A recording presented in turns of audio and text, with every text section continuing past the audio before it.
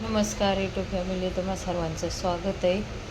तर बघा, मी मटकी भिजत टाकली होती. काल मटकी ओतली पाण्यात आणि थोडंसं पाणी कोमट करून ठेवली होती.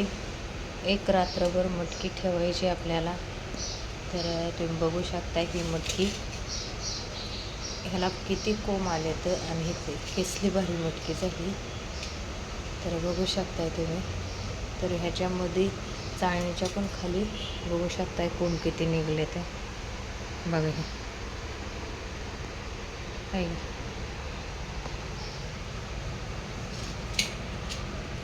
तर ह्याला एवढी भारी मोड आले तर मी आता काय करत आहे, ह्यामध्ये टाकून घेत आहे. बघा, बघू शकताय तुम्ही. बघा मग चाळणीमध्ये कोंब शिरलेली. तर ही आपली गावातली खेड्यातली मटकी आहे, एकदम बारीक आणि एकदम मस्त.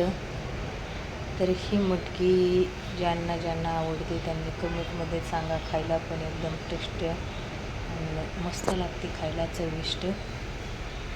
किती खावा आणि किती नाही अशी वाटते. बघा, मी अर्धा पाव टाकली होती. जवळजवळ ह्याचे किती वाटे होतात, 20 रुपयाच्या वाट्याने जर आपण हिशोब केला तर एवढी वाटे होतात. 4 ते 5 वाटे होतात ह्याचे, 4 ते 5 वाटे. बघा, हे 20 रुपयाला आपल्याला मटकी भेटली जाते, बरोबर आहे. तर पाव किलो मटकीची जर एवढी मटकी होत असेल तर आपण घरच्या घरी गावरान मटकी आणून भिजत टाकले तर किती ह्याचा फायदा होऊ शकतो आपल्याला, हे तुम्ही लक्षात आणू शकताय. आणि बचत जर करायची असेल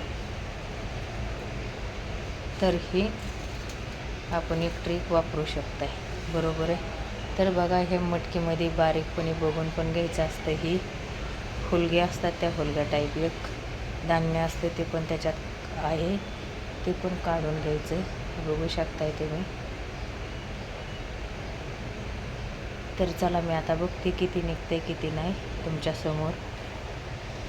हे तर साईडला ठेवत आहे. ही धान्य त्यामध्ये जर असेल तर ही काढून टाका, का तर ह्याने खूप ह्याची वास येते आणि चविष्ट लागत नाही भाजी. तर आपण बघूया आता ह्यामध्ये किती घाण आहे किती नाही.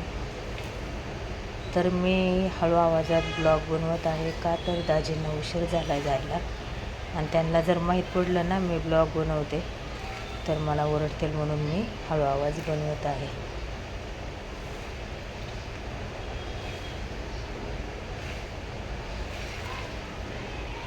तर माझ्या व्हिडिओला व्ह्यूज येईना झाल्यात, काय प्रॉब्लेम झाला काय समजेना झाला. तर कोणाकोणाला माझे ब्लॉग आवडतात कमेंटमध्ये नक्की सांगू शकाल का? आणि सांगा नक्की कमेंटमध्ये की तुम्हाला सगळ्यांना कोणाकोणाला आवडत आहेत, कोणाकोणाला नाही. तर ही बघा मटकी, खरंच एकदम खायला मस्त आहे मटकी ही. ह्याची उसळ पण मस्त होते, ह्याची भाजी पण मस्त होती, आणि ही सुकी जरी बनवली तरी एकदम टेस्टी लागते. चला, मी इथं ब्लॉग खतम करत आहे. सर्वांना बाय बाय.